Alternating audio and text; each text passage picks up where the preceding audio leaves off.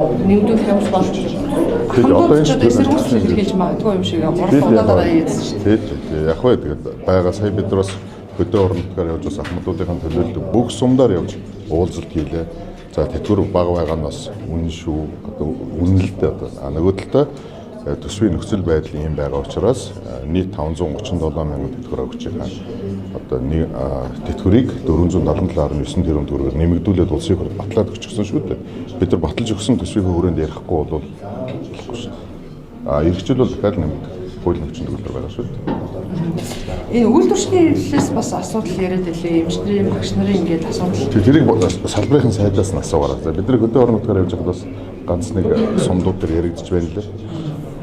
Салбарын асуудлаар нэг тодорхойлох авах гэдэг.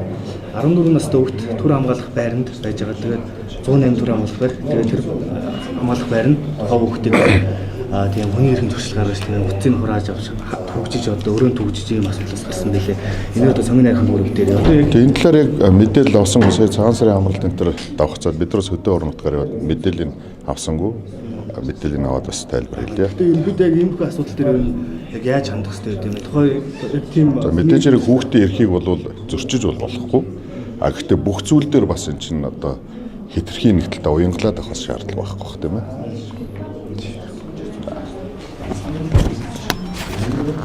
Thank you.